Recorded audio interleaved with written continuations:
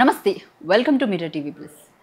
నిన్నటి నుంచి చూస్తుంటే ఇటు టీడీపీ పార్టీకి జూనియర్ ఎన్టీఆర్ ఫ్యాన్స్కి పెద్ద ఎత్తున గొడవ అవుతున్నట్టు కనపడుతుంది. ఇటు ఎవరైతే టీడీపీ ఎమ్మెల్యే ఉన్నారో జూనియర్ ఎన్టీఆర్ మీద చేసినటువంటి వ్యాఖ్యలు, ఆ ఫోన్ సంభాషణ ఏదైతే ఉందో పెద్ద ఎత్తున దుమారం రేపుతుంది. ఆ బూతులు మాట్లాడడంపై ఒకసారి దీని గురించి వివరణ తీసుకునే ప్రయత్నం చేద్దాము. అలాగే తెలుగు ఫిల్మ్ ఇండస్ట్రీలో కార్మికుల వేతనాల గురించి కూడా చర్చించే ప్రయత్నం చేద్దాం. మనతో పాటు ఉన్నారు ప్రొడ్యూసర్ నటికుమార్ గారు. నమస్తే సార్. ఎలా ఉన్నారు సార్? బాగున్నానమ్మా. రైట్, చాలా రోజుల తర్వాత మిమ్మల్ని కలిసాను. పర్టికులర్గా చూసుకుంటే టీడీపీ పార్టీకి, ఎన్టీఆర్ ఫ్యాన్స్కి, జూనియర్ ఎన్టీఆర్కి ఏమైనా గొడవలు ఉన్నాయంటారా? ఒకటి, ఫస్ట్ ఆఫ్ సినిమా ఇండస్ట్రీ వేరు, ఈజ్ అ పొలిటికల్ వేరు. పొలిటికల్గా మీరు ఎదుర్కోవాలనుకుంటే ఎదుర్కోవచ్చు. సినిమా ఇండస్ట్రీ అనేది ఒక సున్నితమైన ఇండస్ట్రీ. సినిమా ఇండస్ట్రీ ఒక నిర్మాత కష్టపడి సినిమా తీస్తాడు, ఆ డిస్ట్రిబ్యూటర్ కష్టపడి సినిమా కొంటాడు, ఎగ్జిబ్యూటర్ సినిమా వేస్తాడు. యాజ్ పర్ లా, సినీ ఆటోగ్రఫీ యాక్ట్ ప్రకారం సినిమా ఏమయ్యాలో ఎలాగయ్యాలో వేస్తారు, అంతే తప్ప ఇక్కడ ఒక పొలిటికల్ లీడర్ సినిమా వేయాలా లేకపోతే ఇంకొక సినిమా వేయాలా, సంసార్ ఏదైతే చేస్తో ఆ సంసార్ సినిమా ఆడుతుంది. కానీ ఒక పొలిటికల్ లీడర్ సినిమా హీరోని తిట్టడం ఎంతవరకు? అదే అంటున్నాను నేను. ఇప్పుడు జూనియర్ ఎన్టీఆర్ గారు సినిమాని వార్ 2 రిలీజ్ చేశారు. అవతల డిస్ట్రిబ్యూటర్ ఎవరు ఉండొచ్చు, ఎగ్జిబ్యూటర్ ఎవరు ఉండొచ్చు. మీకు దగ్గుబాటి ప్రసాద్ గారు ఎమ్మెల్యే గారు ఎవరైతే ఉన్నారో ఆయనకి కోపం ఎవరి మీద, ఎన్టీఆర్ గారి మీద. అంటే ఆయన తిట్లు నేను విన్నాను కాబట్టి ఆయన మళ్ళా నేను మాట్లాడలేదంటాడు. 100% అయింది అది. ఆయన ఇప్పుడు మనకి ఎస్పీ గారికి నేను కంప్లైంట్ ఇచ్చా, వాళ్ళకి ఇచ్చా, అవతల కాసి ఎవరు మాట్లాడారో వాళ్ళు కూడా చెప్తున్నారు కదా. ఇప్పుడు ఒక ఫోన్ నుంచి ఒక ఫోన్కి వెళ్ళింది, తప్పు కాదు కదా. అంటే నేనేమంటానంటే, మీకు కోపం ఉంది కదా ఎన్టీఆర్ గారి మీద, ఆడపిల్లల మీద మీరు గౌరవిస్తారు కదా టీడీపీ పార్టీ. ఆడపిల్లలు అంటే ఆడపిల్లలను ఊసెత్తుతో తాట తీస్తాం కదా, తాట తీస్తాం అని చెప్తారు కదా. మరి ఎన్టీఆర్ గారి అమ్మగారు ఎవరండి? మీ ఇష్టం వచ్చిన మాట్లాడి పెట్టండి. ఆయన నందమూరి తారక రామారావు గారి మనవడు. వాళ్ళ కుటుంబంలో ఏమైనా ఉన్నాయంటే వాళ్ళు చూసుకుంటారు. మీరెవరు? మీరు సినిమాని వేయనవను, సినిమాని మాపేస్తా, ఆడదు. సినిమా బాగాలేకపోతే చూడడం మానేస్తారు, ప్రజలు చూడడం మానేస్తారు. కొంతకాలంగా చూసుకున్నట్లయితే టీడీపీ పార్టీ నుంచి ముఖ్యంగా కొంతమంది నేతలు, అంటే ఎవరైతే కీలక నేతలు ఉన్నారో వాళ్ళు, ఒక మాటమ్మా, ఈ దీంట్లో ఫ్యామిలీ మెంబర్స్కి ఎటువంటి సంబంధం లేదు. అత్యుత్సాహం అంటే జూనియర్ ఎన్టీఆర్ గారికి ఎటువంటి సంబంధం లేదు. ఇక్కడ ఆయన ఎప్పుడు కూడా ఫ్యామిలీ మెంబర్స్ని ఒక మాట అనలేదు, వీళ్ళు కూడా అనలేదు. ఇది కుటుంబంలోని అన్నదమ్ముల్లో ఉండేది చిన్న ఉంటుంటాయి. కూలీ ఒకటే రోజు రిలీజ్ అయినప్పటికీ కానీ కూలీ విషయంలో మాత్రం నారా లోకేష్ బహిరంగంగా ట్వీట్ చేయడం జరిగింది. ఇప్పుడు ఆయన ఇష్టం, అది ఆయన ఇష్టం, అది ఆయన ఇష్టం. నేను ఆ విషయంలోకి వెళ్ళట్లే. మీకు ఒక్కటి మాట అడుగుతున్నా, సినిమా ఇండస్ట్రీ ప్రకారం సినిమాని ఆడను అని అంటానికి మీరు ఎవరు? సినిమాని ఆపేస్తాను అంటానికి మీరు ఎవరు? సినిమా ఆడదు అని చెప్పడానికి మీరు ఎవరు? ఒక బాధ్యత గల ఎమ్మెల్యే ప్రమాణ స్వీకారం మీరు చేసేటప్పుడు ప్రజలందరికీ న్యాయం చేస్తారని ప్రమాణ స్వీకారం చేసి, మీరు మీ నాయకుడు చంద్రబాబు నాయుడు గారు ఆడవాళ్ళ జోలికొస్తే తాట తీస్తానని చెప్పిన గంటకే మీరు ఇష్టం వచ్చిన బూతులు తిట్టారంటే మీ విజ్ఞత ఏంటి? మీ విలువలేంటి? మీ వాల్యూస్ ఏంటి? నిజంగా ఆడవాళ్ళ మీద గౌరవం ఉంటే ఆ పార్టీ ఇమ్మీడియట్లీ పార్టీని సస్పెండ్ చేసేయాలి పార్టీ నుంచి. సినిమా ఇండస్ట్రీ అనేది ఒక సున్నితమైన అంశం. ఆ సినిమా ఇండస్ట్రీని ఆపడానికి ఎవరు చూసినా మేము ఒప్పుకోం. ఎందుకంటే జూనియర్ ఎన్టీఆర్ గారికి మీకు ఏమంటే వ్యక్తిగతంగా హైదరాబాద్ వచ్చి ఆయన ఇంటి ముందు మీరు తొడగొట్టుకోండి, ఆయన ఏం చేస్తారు మీరు చూసుకోండి. సినిమా మీద మీ ప్రతాపం చూపించొద్దు, సినిమా మీద చూపించొద్దు. ఇది మీకు నిజంగా ఉంది ధైర్యం, మీరు రండి, వచ్చి ఆయన ఇంటి ముందుకు వచ్చి కూర్చొని నేను ఛాలెంజ్ చేస్తాను, ఫోన్లో ఎందుకు ఛాలెంజ్ చేసుకోండి, అంతే తప్ప మీ ప్రతాపం తెరను చింపి కటౌట్లు చింపి సినిమా ఆపేస్తాను థియేటర్ని బెదిరిస్తే ఆ సినిమా డిస్ట్రిబ్యూటర్ నష్టపోతాడు, ఆ సినిమా ఎగ్జిబ్యూటర్ నష్టపోతాడు, ఆ సినిమా నిర్మాత నష్టపోతాడు, అంతే తప్ప అది జూనియర్ ఎన్టీఆర్ గారికి ఏమవుతుంది? దీని మీద ఎందుకు పార్టీ పెద్దగా పట్టించుకోవట్లేదు? పార్టీ పట్టించుకుంటుందా పట్టించుకోవట్లేదా అనేది ఒక్క రోజులో చూద్దాం. ఎందుకంటే చాలా అసభ్యకరంగా మాట్లాడాడు ఆయన. అసభ్యకరంగా మాట్లాడాడు. చాలా చాలా అది నీచమైన మాటలు అయ్యి. అసలు ఆ మాటలు మనం చెప్పడానికి కూడా రాదు. కనుక దగ్గుబాటి ప్రసాద్ గారు ఏదైతే ఉందో ఆయన ఎమ్మెల్యేగా అనర్హుడుగా మాట్లాడు. ఎందుకంటే ఆడబిడ్డ, ఆడపడుచు, అక్క చెల్లెళ్ళు తెలుగుదేశానికి అండ. ఆ తెలుగుదేశం వారసుడే నందమూరి తారక రామారావు గారి మనవడే ఎన్టీఆర్. అంటే ఇక్కడ నందమూరి తారక రామారావు గారు పెట్టిన పార్టీలో ఆయన one of the family member.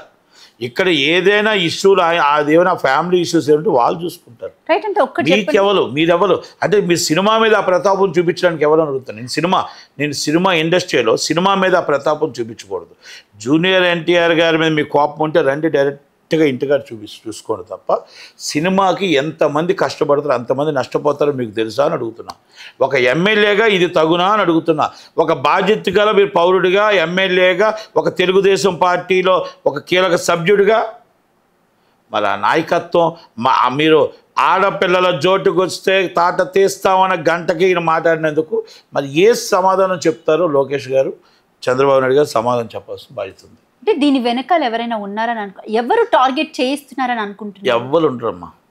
అత్యుత్సాహం నాయకుల దృష్టిలో పడాలని, నాయకుల దృష్టిలో పడిపోతే మాకు మంత్రి పదవి, జూనియర్ ఎన్టీఆర్ నాయకుల దృష్టిలో పడితే మాకు మంత్రి పదవులు వస్తాయా? కాదు అదే ఒక్కొక్కరు ఉత్సాహం. అటు అత్యుత్సాహం ఏంటంటే కొంతమంది అలా వెళ్ళిపోయి మాకు వచ్చేస్తే మంత్రి పదవులు వస్తాయి, లేకపోతే మాకు ఏదైనా స్టాండింగ్ చైర్మన్లు వస్తాయని ఇలాంటి అత్యుత్సాహం తప్ప. నేను అదే చెప్తున్నామ్మా, మీకు అదే చెప్తున్నా. ఆయన నిజంగా ఆయన ఉద్దేశం ఉంటే ధైర్యంగా వచ్చి కొట్లాడు. సినిమా మీద మీ ప్రతాపం చూపించి ఆడవాళ్ళ మీద మీ ప్రతాపం అసభ్యకరంగా మాట్లాడితే పదవులు వస్తాయనుకుంటే అది టీడీపీ పార్టీ కాదు. అసభ్యంగా ఆడవాళ్ళని తిడుతుంటే టీడీపీ పార్టీ పదవులు మీకు అంచంచు పెంచుతుందంటే టీడీపీ పార్టీ కాదు. టీడీపీ పార్టీకి కొన్ని వాల్యూస్ ఉన్నాయి, విలువలు ఉన్నాయి. చంద్రబాబు నాయుడు గారు ఎప్పుడు కూడా ఏ ఆటబిడ్డనే ఒక మాట అనేవాడు. ఇవన్నీ ఉన్నాయి. ఆ విలువలను మనం గుర్తుపెట్టుకోవాలి అంతే తప్ప ఏదో మనం ఏదో మాట్లాడేస్తే వస్తాయి పదవులు అనుకుంటే మనం తప్పే. కనుక పార్టీకి ఒక నామ్స్ ఉన్నాయి, పార్టీకి ఒక వాల్యూస్ ఉన్నాయి. నందమూరి తారక రామారావు గారు ఆడబిడ్డల కోసం పెట్టిన పార్టీ, తెలుగు వాళ్ళ కోసం పెట్టిన పార్టీ, తెలుగువాడి కోసం పెట్టిన పార్టీ, అక్క చెల్లెల కోసం పెట్టిన పార్టీ.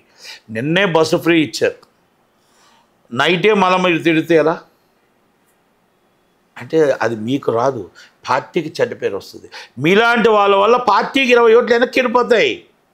మీలాంటి వాళ్ళ వల్ల పార్టీకి ఈరోజు జగన్మోహన్ రెడ్డి గారు 11 సీట్లకు రావడానికి మీలా కొంతమంది వ్యక్తులు ఉన్న కారణం. అలాగే ఆయన 124 సీట్లు ఇచ్చింది ఆయన్ని మంచిగా పాలించమని. మీలాగా తిట్టున్న వాళ్ళందరికీ అవార్డులు ఇవ్వమని, లేకపోతే రివార్డులు ఇవ్వమని, సన్మానాలు చేయమని కాదు. కనుక దయచేసి మీరు పార్టీ సభ్యుడిగా కూడా అనర్హులు. ఎందుకంటే నేనేమంటే ధైర్యంగా మీరు నా జూనియర్ గారు నేను ఎన్నుకోండి, సినిమా మీదకి రాకూడదు ఒకటి. ఎందుకంటే అక్కడ బాలకృష్ణ గారు సినిమా హీరో, జూనియర్ ఎన్టీఆర్ గారు సినిమా హీరో మీకు. కనుక మీకు ఇక్కడ సినిమాల మీద రావడం కాదు. మీరు జూనియర్ ఎన్టీఆర్ గారిని ఎదుర్కోవాలనుకుంటే వెళ్ళండి, ఒక 10,000 మందితో రండి, ఒక 20,000 మందితో రండి, మీరు ఛాలెంజ్ చేసుకోండి, తప్పలేదు. అది మీ వ్యక్తిగత ఛాలెంజెస్, నాట్ ఓన్లీ మూవీ. ఇది మూవీ ఎంతో కష్టపడితే, ఎన్నో కోట్లు పెడితే, ఎంతో బాధలు పడితే సినిమా వస్తే ఆ సినిమాని మీరు థియేటర్లో ఆడినవని అన్నారంటే ఆ ఎగ్జిబ్యూటర్ పరిస్థితి ఏంటి, డిస్ట్రిబ్యూటర్ పరిస్థితి ఏంటి, ఆ నిర్మాత పరిస్థితి ఏంటి, ఆ కార్మికుడు, సినిమా కార్మికుడు ఎంత కష్టపడితే ఆ కార్మికుడి పరిస్థితి ఏంటి? ఒకటి చెప్పండి, దీని పరంగా ఈ విషయంలో పర్టికులర్గా సినిమా ఇండస్ట్రీ నుంచి కూడా ఎవరు ఎందుకు మాట్లాడలేకపోతున్నారు? ఎందుకు మాట్లాడరమ్మా, దేనికి మాట్లాడతారు? ఇది ఒకప్పుడు ఎవరో ఆపారని చెప్పేసి మాట్లాడతారా? అన్నింటికి మాట్లాడతారా? ప్రధానికి మాట్లాడతారు. దేనికి మాట్లాడతారు చెప్పండి? జూనియర్ ఎన్టీఆర్ని ఆయన సినిమా హీరో, సినిమా ఇండస్ట్రీలో ఉన్నారు, ఇన్ని ఉన్నాయి. సో ఇంతమంది ప్రొడ్యూసర్స్ ఉన్నారు, ఇంతమంది డైరెక్టర్స్తో కలిపి పెద్ద అంటే చెప్పాలంటే పాన్ ఇండియా లెవెల్లోని ఈరోజు సినిమా అంత ఎత్తుకి ఎదిగిందంటే one of the reason Rajamouli తర్వాత దాంట్లో యాక్ట్ చేసినటువంటి actors, right? Yes, actors, right. మరి అలాంటప్పుడు ఆ పాన్ ఇండియా హీరోని ఈ మాత్రం అంటే ఇంత దారుణంగా అసహ్యంగా తిడుతున్నప్పుడు సినిమా ఇండస్ట్రీ సైతం ఒక తాటి మీదకి వచ్చి దీన్ని ఖండించాలి కదా. ఒక వ్యక్తి ఒక ఎమ్మెల్యే మాట్లాడిన మాటలకి ఆయన అభిమానులే చుక్కలు చూపించారు. ఇండస్ట్రీ అంతా రావాల్సిన అవసరం లేదు. ఆయనకి అభిమానులు ఉన్నారు, లక్షలాది మంది అభిమానులు ఉన్నారు. ఆ లక్షలాది మంది అభిమానులు తిరగబడితే ఏమవుద్దో ఒక చిన్న స్మాల్ చూపించారు. క్షమాపణ కోరుకునే పరిస్థితికి వచ్చాడు. అంటే అందరు ఇండస్ట్రీ అంతా ప్రతిదానికి రావాల్సిన అవసరం లేదు, మాట్లాడేస్తారు. ఇప్పుడు జూనియర్ ఎన్టీఆర్ గారికి లక్షలాది మంది అభిమానులు ఉన్నారు, లక్షలాది మంది కుటుంబం ఉంది. ఆయన ఒక మాట చెప్పాడు మీకు మొన్న, మీకు ఆ మాట అర్థమైందో లేదో చాలామందికి ఇప్పుడు అర్థం అవ్వచ్చు. 25 సంవత్సరాల క్రితం నేనుగా రామోజీరావు గారు సినిమా చేసేటప్పుడు నా తల్లి నా తండ్రి తప్ప నాకు ఎవరూ లేరు, ఒకే అభిమాని వచ్చాడు. ఈరోజు లక్షల కుటుంబాలు, ఈరోజు నాకు లక్షల మంది, మీరందరూ నా కుటుంబం అయ్యారు, నాతో పాటు మీరున్నారు, నాతో పాటు మీరు ప్రాణం పెట్టి నాతో పాటు నిలబడ్డారు అని అన్నాడు. ఆ రోజు నేను ఒక్కడిని, ఈరోజు లక్షల కుటుంబాలతో నేను మీ అందరి ముందు ఉన్నానంటే ఇట్స్ ఎ గ్రేట్ఫుల్ అన్నాడు. ఆ రోజు ఒక అభిమానితో స్టార్ట్ అయింది, లక్షల కుటుంబ అభిమానులతో స్టార్ట్ అయ్యారు అన్నాడు. ఆ ఒక్క అభిమానమే ఈరోజు చుక్కలు చూపించారు. అక్కడ క్షమాపణ చెప్పుకున్నాడు, నిలబడ్డా ధైర్యంగా. పని సినిమా ఫ్లాపు హిట్ పక్కన పెట్టండి. అందుకే అంటారు నన్ను ఆపడానికి ప్రయత్నం చేసినా ఆపలేరు, నన్ను ఎవరు ఆపుతారు అన్నాడు. దానికి అర్థం ఇప్పుడు కనబడుతుంది. కొంతమంది ఏమంటారంటే కాకపట్లో చెంచాలు అంటారు కదా, ఇలా చేస్తూ ఉంటారు చిల్లర పనులు అంటారు. దానికి ఇండస్ట్రీ రావాల్సిన అవసరం లేదు. దానికి మొత్తం టోటల్గా దాని అభిమానులు అక్కడున్న అభిమానులే ఇంకా చూపించారు. మొత్తం రాష్ట్రం అంతా అభిమానులు ఇంకా ఎవరు మాట్లాడలే. రాష్ట్రం అంతా అభిమానులు మాట్లాడితే ఏమవుతుందో తెలుసు అందరికీ. అంటే మనం ఏమంటున్నాం అంటే ఇది కరెక్ట్ శ్రేయస్కరం కాదు, ఇది పద్ధతి కాదు. ఈ పర్ఫెక్ట్ సినిమా ఇండస్ట్రీ అనేది సినిమా ఇండస్ట్రీగా ఉంచండి. మీకు వ్యక్తిగతంగా జూనియర్ ఎన్టీఆర్ మీద మీకు కోపం ఉంటే రండి, మీరు చూసుకోండి, మీరు చూసుకో. సినిమా మీద మీ ప్రతాపం ఏంటి? మీరు చేతకంతనం కాబట్టి సినిమా మీద మీ ప్రతాపం ఏంటి? కాదు కదా. అది కనుక ఆయనకి సరైన గుణపాఠమే చెప్పారు కాబట్టి దానికోసం మనం ఎక్కువగా మాట్లాడాల్సి ఉంటుంది. ఆయనకు అర్థమైంది, ఆల్రెడీ క్షమాపణ చెప్పాడు. క్షమాపణ చెప్పిన తర్వాత కూడా చంద్రబాబు నాయుడు గారు ఇవాళ రేపు ఆల్రెడీ న్యూస్లో కూడా చెప్పాడు, అసంతృప్తిగా ఉన్న చంద్రబాబు నాయుడు గారని ఇలాంటి వ్యాఖ్యలు చేసిన వ్యక్తి మీద. కనుక ఇవాళ రేపు ఆయన మీద కూడా యాక్షన్ తీసుకుంటారు అనుకుంటున్నాను. రైట్. ఇటు సినిమా కార్మికుల విషయానికి వస్తే వేతనాల విషయంలో పెద్ద ఎత్తున ఈ మధ్యకాలంలో ధర్నాలు జరిగాయి. అండ్ దానికి సంబంధించి పీపుల్ మీడియా ఫ్యాక్టరీ చైర్మన్ ఎవరైతే ఉన్నారో కార్మికుల మీద పిటిషన్ వేయించడం కూడా జరిగింది. అయితే దానికి సంబంధించి ఆయన కొన్ని కామెంట్స్ మాట్లాడడం కూడా జరిగింది. టాలెంట్ ఉంటే ఎవరైనా ఎంకరేజ్ చేస్తాము, అండ్ ఊరికనే అంటే సినిమాలు తీస్తామా అని చెప్పేసి అని కొన్ని కీలక వ్యాఖ్యలు కూడా చేసినటువంటి అంశం కూడా కనిపించింది. అయితే ఈ కార్మికుల వేతనాల విషయంలో ఇప్పుడు అది చిరంజీవి దాకా వెళ్ళింది. ఈ విషయం అంటే ఏమైంది అంటే ఫర్దర్గా దీని మీద స్టెప్ ఉంటుందా లేదా? ఒకటి, విశ్వప్రసాద్ గారు సినిమాలు తీస్తున్నారు, ఆయన వ్యక్తిగతంగా నోటీస్ ఇచ్చారు. ఆయన రైట్, అది మనం ఆయన్ని మీరు ఎందుకు నోటీస్ ఇచ్చారని అడిగే రైట్ మనకు లేదు. ఎందుకంటే ఆయన బాధ ఆయన సింగిల్గా ఆయన చేసుకోవచ్చు, తప్పలేదు. అంటే నోటీస్ ఇవ్వడంలో వాళ్ళు దాన్ని రియాక్ట్ అవ్వడంలో వాళ్ళు చూసుకుంటారు. కానీ ఛాంబర్ దాకా వచ్చేటప్పటికి అందరి సమస్య, దాన్ని ఎలా చేయాలి ఏంటంటే దానికి కోఆర్డినేషన్ కమిటీ ఉంటుంది, ఛాంబర్ ఉంటుంది, కౌన్సిల్ ఉంటుంది, ఇవన్నీ ఉంటాయి. ఓకే, ఏం జరిగిందో ఫెయిల్ అయింది, మీటింగ్ ఫెయిల్ అయ్యి వాళ్ళ 15 రోజు వచ్చింది. వాళ్ళు ఒక మాట అంటున్నారు, మనం ఒక మాట అంటున్నారు. వీళ్ళకు కొంతమందికి యూగో ఉంది, వాళ్ళకు కొంతమందికి యూగో ఉంది. అవన్నీ ఎప్పుడైతే అంతా రోజుకు రాద్దాంతం జరుగుతుందో ఫస్ట్ పెద్దవాళ్ళంతా వెళ్ళారు, చిరంజీవి గారితో చెప్పారు. తర్వాత మేము వెళ్ళాం, నిన్న మా బాధని కష్టాన్ని ఆయనకు విన్నపించాం. ఇవాళ ఫెడరేషన్ నాయకులు వెళ్తున్నారు, ఒక 10 నిమిషాలు 15 నిమిషాలు. వాళ్ళు అందరూ వెళ్ళిన తర్వాత మా మాటలు ఆయన విన్నారు, పెద్దవాళ్ళ మాటలు విన్నారు. ఇప్పుడు కార్మిక నాయకులు కూడా మాటలు విని ఒక పెద్ద మనిషి కావాలని మేము వెళ్ళాం. ఒక పెద్ద ఆయన, ఎందుకంటే ముగ్గురు మధ్యన అగాధం, ఇద్దరి మధ్యన అగాధం వచ్చినప్పుడు ఎవరో ఒక సెటిల్మెంట్ చేయాలి. అందుకే మేము ఫస్ట్ నుంచి చిరంజీవి గారు పెద్ద మనిషిగానే మేము భావిస్తున్నాం. చిరంజీవి గారు ఆయనే సెటిల్ చేయాలని మేము భావిస్తున్నాం. ఆయన పెద్ద మనిషిగా ఉండాలని మేము కోరుకుంటున్నాం. కనుక ఆయనకి అన్నీ కూడా మా బాధను చెప్పాం. చిన్నవాళ్ళ బాధ చూశారు, పెద్దవాళ్ళ బాధ చూశారు. అన్నీ కూడా మేము ఏ పర్సంటేజ్ వస్తే బాగుంటుందో, మీ చిన్నవాళ్ళు ఏ విధంగా ఉంటుందో ఆయనకి ఐడియా ఉందో మేము చెప్పాం. పెద్దవాళ్ళు ఏ విధంగా ఇబ్బంది ఉందో చెప్పాం. అలాగే వాళ్ళు కూడా ఇవాళ చెప్తారు. చెప్పిన దాన్ని బట్టి రేపు ఈవినింగ్ కల్లా చిరంజీవి గారి ఆధ్వర్యంలో సార్ట్ అవుట్ అవుతుందని అనుకుంటున్నాను. సార్ట్ అవుట్ అంటే వేతనాలు ఏమైనా పెంచే అవకాశం 100% వాళ్ళు పెరుగుతుంది, వేతనాలు పెరుగుతాయి. అలాగే మన కండిషన్స్ కూడా అన్నీ ఉంటాయి. కనుక వాళ్ళు ఒక మెట్టు, నా కార్మిక నాయకులు ఒక మెట్టు కిందకి దిగాలి వేతనాల్లో, ప్రొడ్యూసర్స్ కూడా ఒక మెట్టు కొంచెం పైకి ఎక్కాలి. వయా మీడియా సెటిల్మెంట్ అవ్వాలి, అందరికీ మంచి జరగాలి. చిరంజీవి గారు అందరివాడు, కొందరివాడు కాదు. కనుక అటు సైడు ఇటు సైడు అటు సైడ్ అన్నీ చూసి ఆయన న్యాయం చేస్తాడు అని 100% అందరికీ నమ్మకం ఉంది, మాకు కాదు. కార్మికులకి నమ్మకం ఉంది, పెద్ద నిర్మాతలకి నమ్మకం ఉంది, మాకు నమ్మకం ఉంది. కనుక అందుకే నా ప్రాబ్లం రేపు సాయంకాలం కల్లా సాల్వ్ అయ్యే అవకాశాలు ఉన్నాయని అంటున్నాను నేను. ఆయనకు ఐడియా కూడా ఉంది. ఆయన ఒక నిర్మాతగా, ఒక హీరోగా, ఆయన మొత్తం వాళ్ళ కుటుంబంలో ఉన్న అంతమంది హీరోలుగా ఆయనకు ఒక ఐడియా ఉంది కాబట్టి, బాధ్యత ఉంది కాబట్టి, ఆయన అందరి కోసం ఆలోచించేవాడు కాబట్టి కంపల్సరీ అవుతుంది, చేయగలుగుతారు. ఇవాళ మీటింగ్లో ఒక 80% కొలుక్కొస్తుంది, రేపు 90-95% కొలుక్కొచ్చి ముందు షూటింగ్స్ అయితే స్టార్ట్ అవుతాయని నేను అనుకుంటున్నాను. రైట్. అంటే ఇన్ని రోజులు బంద్ ప్రకటించారు కాబట్టి కార్మికులు కూడా ఒకవేళ వీటికి ఒప్పుకోకపోతే, వాళ్ళ డిమాండ్స్కి ఒప్పుకోకపోతే ఏంటి తర్వాత పరిస్థితి? నేను మళ్ళా చెప్తున్నా, అంటే 30% కార్మికులు అది కాదండి, కార్మికులు మావాలి, పెద్ద నిర్మాతలు, చిన్న సినిమా నిర్మాతలు అందరూ మావాలి, అందరూ కుటుంబమే. ఈ కుటుంబంలో చిరంజీవి గారి మాట కాదని ఎవరు అంటారని నేను అనుకోను. అలాగని కార్మికుని బాధ పెట్టాడు ఆయన, అలాగని పెద్ద సినిమా నిర్మాతని బాధ పెట్టాడు. చిన్న సినిమా నిర్మాత కష్టాలు ఏమున్నాయో ఆయనకు తెలుసు. కనుక ఎక్కడా కూడా ఇప్పుడు అన్నీ కావాలంటే మాకు రావు.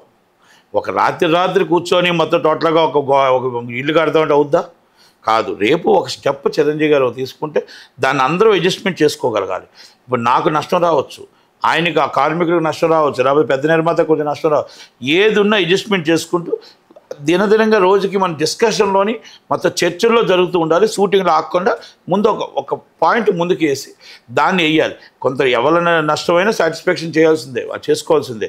ఎందుకంటే కొంచెం నాకు నా కోరికలన్నీ నాకు తీరాలి, ఆయనకి తీరాలి చిరంజీవి గారు అలా చేస్తారు.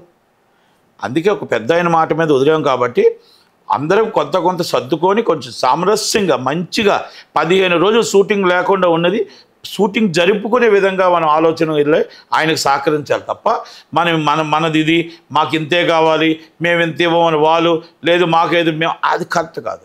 ఎందుకంటే పెద్ద మనిషి చెప్పేటప్పుడు వినాలి. ఆయన మాట మేము 100% చిరసా వహిస్తామని చెప్పాం.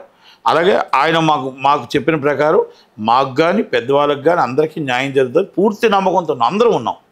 ఇది ఒక నట్టుకుమార్ మాట కాదు, కార్మికులతో సైతం అందరూ ఆయన మీద నమ్మకంతో ఉన్నాం. ఆయన అందరికీ న్యాయం చేసే వ్యక్తి, అందరి బాధ అర్థం చేసుకునే వ్యక్తి. ఈరోజు కరోనాలో 3 నెలలు ఎవరు అడిగారండి వెళ్ళి? చిరంజీవి గారిని ఆకలితో ఉన్నాం, బాధపడుతున్నాం, మందులు లేవు, ఇవి లేవు అని అడిగారా? బాధను చూసి, కష్టం చూసి, హెల్త్ మొత్తం టోటల్గా బియ్యంతో సైతం ప్రతి ఒక్క ఇంటికి పంపించి 3 నెలలు అన్నగా ఆదుకున్నాడు. మళ్ళీ ప్రతి విషయంలో ఎవరికైనా ఇబ్బంది ఉందంటే, హాస్పిటల్ ఉందంటే అన్నగా ఆదుకుంటున్నాడు, కష్టం ఉందంటే అన్నగా ఆదుకుంటున్నాడు. మరి అవన్నీ ఎవరు చెప్తే చేస్తున్నారు, ఎవరు చూస్తే చేస్తున్నారు? ఆయన ఏమైనా పేపర్కి ఇచ్చుకుంటున్నాడా, పబ్లిసిటీ ఇచ్చుకుంటున్నాడా? ప్రతి ఒక్కరికి కార్మికులకి అండగా, ప్రతి ఒక్కరికి నీడగా, తోడుగా, అన్నయ్యగా, పెద్ద అన్నయ్యగా నిలబడి ఉన్నాడు. నిలబడి ఉండేటప్పుడు అందుకే మేమందరం వెళ్ళాం. ఆయన కాదు మీరు ఉండండి అన్న, ఇక్కడ మాకు పడట్లేదు, మాకు ఈగోలు వస్తున్నాయి, మేము ఆయన ఓకే అంటే మేము నో అంటున్నాం, మీరు నో అంటే అందరం ఓకే అంటే మేము నో అంటున్నాం. ఇవన్నీ కనుక దయచేసి మా బాధల్ని మీరు ఒక్కసారి ఇది సాల్వ్ చేయండి. మీరు పెద్ద మనిషిగా మాతో ఉండండి, పెద్ద మనిషిగా పెద్ద అన్నయ్యగా మాకు ఉండండి అని మేము అడిగాం అందరం తప్ప. ఫస్ట్ పెద్ద నిర్మాతలు వెళ్ళి అడిగారు, తర్వాత సి కళ్యాణ్ గారు వెళ్ళారు, తర్వాత మేము వెళ్ళాము. కార్మికులు కూడా చెప్పారు, అన్నయ్య మీరు ఏం చెప్తే అది వింటామన్నయ్య, మీ మాట వింటాం, మీ మాటకి మేము చిరసా వహిస్తామన్నారు. అందుకే ఇప్పుడు 4 గంటలకు వెళ్తున్నారు. ఎవరు కూడా ఆయన మాట కాదు అంటారని నేను అనుకోను. అందరికీ న్యాయం చేస్తాడని అందరూ అనుకుంటున్నారు, అందరికీ న్యాయం చేస్తాడని. అందుకే అందరూ వాడని నేను చెప్పాను. కన్ఫర్మ్ నాకు తెలిసి ఈ ప్రాబ్లం ఇక్కడితో ఫుల్ స్టాప్ అవుతుంది. రేపు సాయంకాలంకో ఎల్లుడికో ఫుల్ స్టాప్ అవుతుంది నేను అనుకుంటున్నాను. రైట్. అయితే ఒకసారి నేను మళ్ళీ జూనియర్ ఎన్టీఆర్ విషయానికి వస్తాను. అప్పుడు కాపు వాళ్ళతో కాపుల్ని తిట్టించినట్టు ఇప్పుడు కమ్మ వాళ్ళతో కమ్మల్ని తిట్టిస్తున్నారని అనుకోవచ్చా? ఇప్పుడు మాట అంట, ఎప్పుడు కూడా అది గతం. ఇప్పుడు జూనియర్ ఎన్టీఆర్ గారి కోసం దగ్గుబాటి ప్రసాద్ గారికి, జూనియర్ ఎన్టీఆర్ గారికి ఏం పర్సనల్ ఉందో తెలియదు. ఆయన కోసం మనం అంతగా మాట్లాడుకోవాల్సిన మాట. ఒక నియోజకవర్గ ఎమ్మెల్యే జూనియర్ ఎన్టీఆర్ అనేది కొన్ని కోట్ల మంది అభిమాని, కొన్ని కోట్ల మందికి అభిమాని నాయకుడు, నందమూరి తారక రామారావు గారి మనవడు. కనుక ఆ వ్యక్తి కోసం అంతసేపు మాట్లాడుకోవడం కూడా వేస్ట్ అనేది నా ఉద్దేశం. సినిమా ఇండస్ట్రీని సినిమా ఇండస్ట్రీ జోలికి వచ్చారు కాబట్టి సినిమా నిర్మాతల కోసం, డిస్ట్రిబ్యూటర్ల కోసం, ఎగ్జిబ్యూటర్ల కోసం ఈ విధంగా బెదిరింపు ధోరణులు కరెక్ట్ కాదు అని మాత్రమే ఖండిస్తూ ఉన్నాను నేను. ఎందుకంటే వాళ్ళకి వ్యక్తిగత ఏ విభేదాలు ఉన్నాయో మనకు తెలియదు, దాని జోలికి నేను వెళ్ళకూడదు. Right. Thank you sir, thank you so much sir. మీ విలువైన సమయాన్ని మాకు కేటాయించినందుకు. ఇది ప్రొడ్యూసర్ నట్ కుమార్ గారితో ప్రత్యేక ఇంటర్వ్యూ. మరొక ఇంటర్వ్యూతో మళ్ళీ కలుద్దాం. Thank you.